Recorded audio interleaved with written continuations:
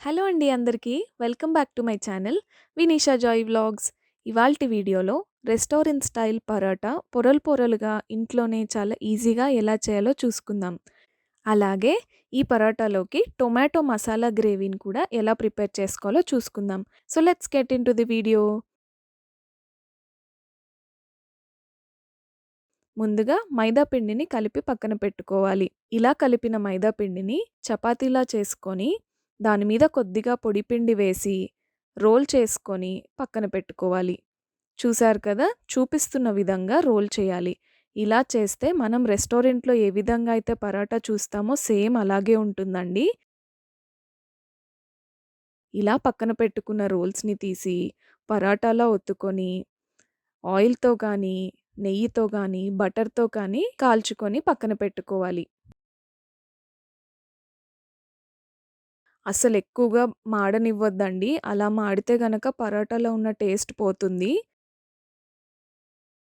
చూస్తున్నారు గదా! ఈ విధంగా చాలా నీట్‌గా పరాటాని కాల్చుకొని పక్కన పెట్టుకొని చూపిస్తున్న విధంగా చేసుకుంటే పొరలు పొరలుగా చాలా బావుంటుంది. ఇప్పుడు మసాలా గ్రేవీ ఎలా చేయాలో చూసుకుందాం.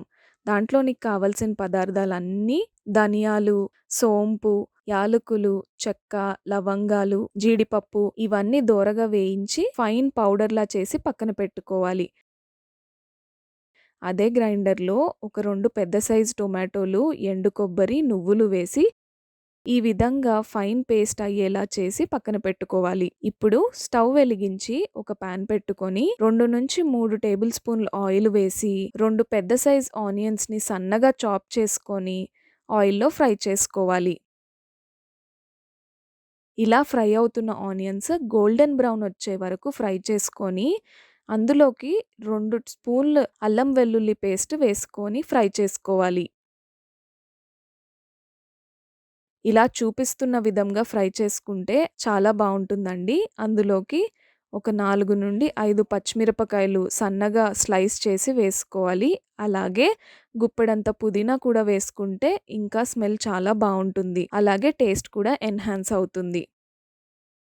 ఆ ఫ్రైలోకి ఒక 3 పెద్ద సైజ్ టొమాటోస్‌ని కొద్దిగా పెద్దగానే చాప్ చేసుకొని, ఆ ఫ్రైలో వేసుకొని, రుచికి సరిపడా కారం, కొద్దిగా పసుపు, మీ రుచికి సరిపడా ఉప్పు వేసి, అంతా తిప్పుకొని, పచ్చి వాసన పోయేంత వరకు ఫ్రై చేసుకోవాలి.